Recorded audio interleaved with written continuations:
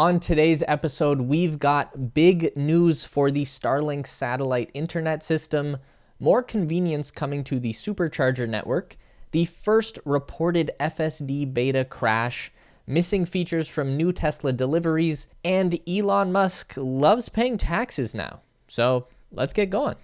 The SpaceX Starlink satellite internet system has just received a hardware update with new versions of both the dish and router now being rolled out. Starlink has been on the market as a beta product for a little over a year right now and has since been shipped to customers with a big round satellite, a big pointy router, and an also very big power supply. But we've just gotten our first look at a new design from SpaceX that looks like a smaller and simplified ecosystem.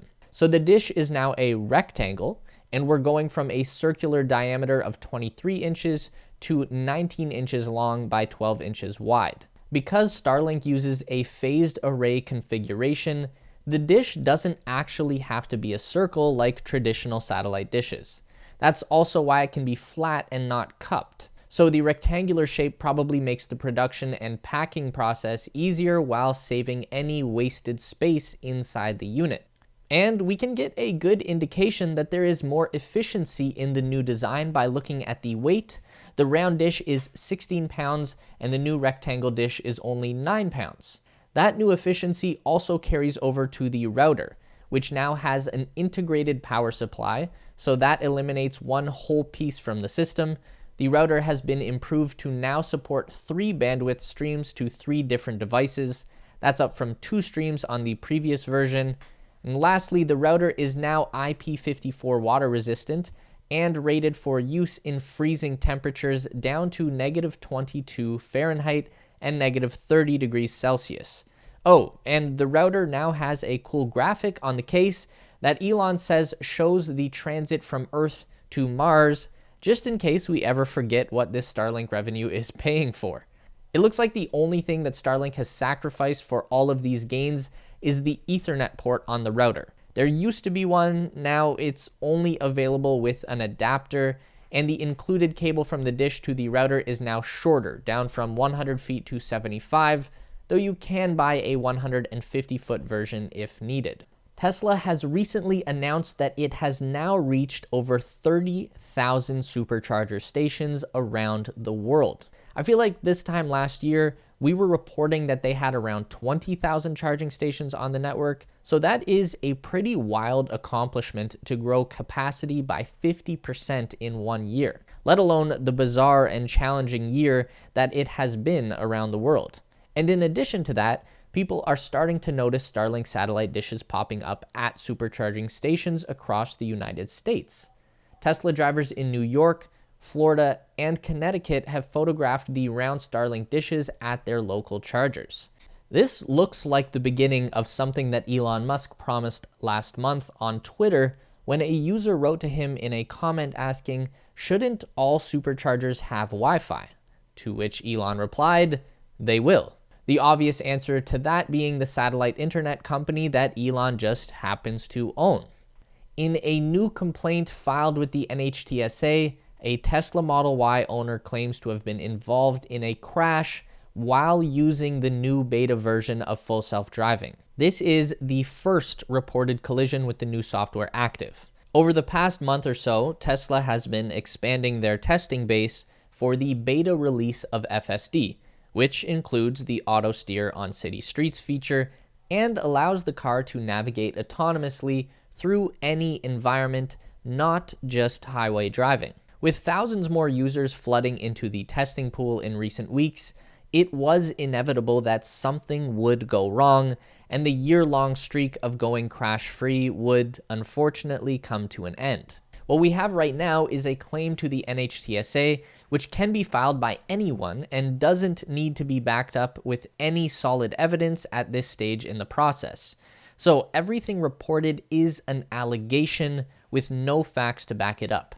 According to the driver report, the vehicle was in FSD beta mode, and while taking a left turn, the car went into the wrong lane and was hit by another driver in the next lane.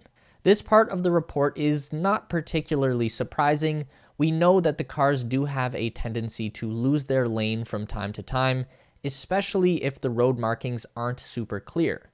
But where things get weird is in the next sentence, where the driver states, "I tried to turn the wheel to avoid it from going into the wrong lane, but the car by itself took control and forced itself into the incorrect lane." So this would imply that not only did the auto steer fail to yield control to the driver, but also that the force of the automated system was so strong that the person couldn't overpower it and correct the vehicle. So this is a tricky one. If everything in the report is true, then it would be pretty scary. In the year that we've been reporting on Tesla, nothing like this has ever come up before, where the car actively fights the driver. Autopilot and full self-driving are programmed to disengage as soon as the driver applies force to the wheel or the brake pedal.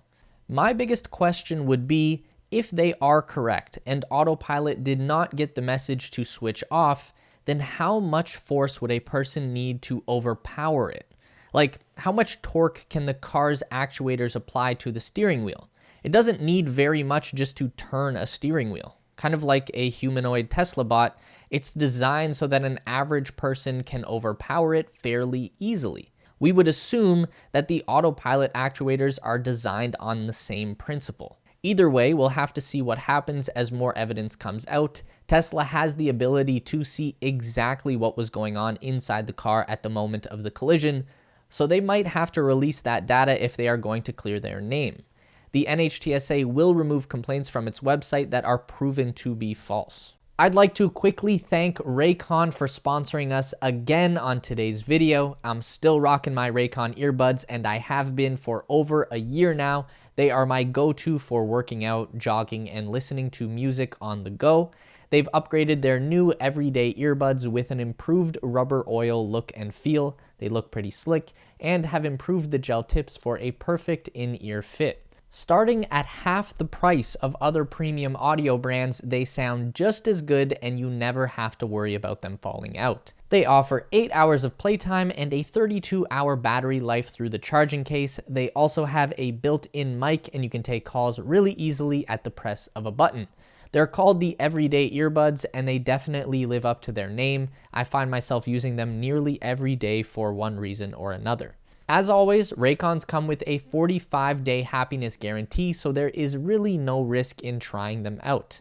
If you guys click the link in my description box or go to buyraycon.com/TeslaSpace, you'll get 20% off your Raycon purchase. You'll be supporting the channel so we can keep making better and better content for all of you as well. Thanks again to Raycon, and let's get back to the video. Unfortunately, we're going to have to take a minute here to call out Tesla on doing something really stupid. This doesn't happen often, and when things do go wrong, it's usually related to a lack of communication more than anything, and this situation is no different. New owners of the Tesla Model 3 and Model Y have been noticing that their cars don't actually have USB ports installed. They have the USB-C-shaped hole in the panels where the port should be, but it's literally just that, an empty hole with nothing inside. And on top of that, owners with the missing ports are also finding that their wireless charging pad doesn't work either. So what's the deal with that? Tesla has reportedly claimed that the lack of actual ports is due to the global chip shortage, and some owners did note that their local delivery center alerted them ahead of time that this was the case. But in the majority of situations, it looks like the new owners were completely surprised to find their Tesla vehicles came with holes but no ports and wireless charging pads that do not charge, which is a pretty shitty thing to discover on an expensive new car. Not gonna sugarcoat that. I would be cheesed to say the least. What's really baffling is that Tesla couldn't be bothered to let people know what the situation was beforehand. It's just bad business.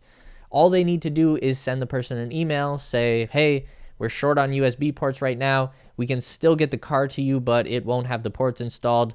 We'll let you know as soon as we have the supply and schedule a service appointment to finish building your car. Really sorry, here are some free supercharging credits to make up for it. Done. That's literally all you need to do. No reasonable person can blame Tesla for being short on parts right now. It's affecting the entire automotive industry around the world. No one is getting by without parts shortages. BMW even started removing touchscreens from their cars. Imagine that, in 2021, a luxury car with no touchscreen. But at least BMW is being honest about it and giving a credit to make up the difference. Needless to say, Tesla trolls now have enough food to last them 4 months, and all the company had to do to avoid feeding them was send an email. In the wake of a dual-pronged Twitter attack from both Bernie Sanders and Robert Reich about not paying any taxes, Elon Musk has chosen to pay extra taxes and threatened to continue doing it. So, as if Elon's stock selling and Twitter behavior couldn't be weird and confusing enough, it gets weirder. We all remember from last week that Elon let a Twitter poll decide if he should sell 10% of his Tesla stocks. Twitter said yes, and Elon obliged by beginning to sell off large quantities of his holdings. We also know that Elon is doing this so that he will have cash in the bank to pay the tax bill on his stock options package that he needs to exercise before it expires in the next year. According to the company filings, Elon has been steadily selling off a chunk of stocks every day, and in the first week, he got about 1/3 of the way through his 10% liquidation. At the same time that he was doing that, Sanders and Reich both tweeted that Elon Musk is getting more rich and paying no taxes. Elon Musk responded to Bernie Sanders by saying, "I keep forgetting that you're still alive. We are feeling the burn on that one all the way from Canada." What's really interesting is that in reality, Elon Musk is getting less rich and racking up a massive tax bill at the same time. It even seems that Elon is purposely paying more taxes than he even needs to. I don't claim to know the fine details of the financial situation, but it seems that Elon is choosing to sell his common shares in Tesla instead of selling the options shares that he has already exercised. And that's actually going to increase the total amount of taxes he owes. Elon went to Twitter to say, "A careful observer would note that my low basis share sale rate significantly exceeds my 10 billion high basis option exercise rate, thus closer to tax maximization than minimization." Elon replied to Bernie Sanders a second time writing, "Want me to sell more stock, Bernie? Just say the word." Which is pretty similar to Elon's recent spat with the United Nations over food scarcity. They tell Elon he should give them a bunch of money, Elon asks what they plan on doing with it, and we see no real answer. In this case, the US government is getting tens of billions of dollars of Elon's money through tax collection. What problem is that going to go solve for the people of America? Well, in a country with $2.7 trillion worth of national debt, that's just going to be a drop in the bucket without any noticeable effect.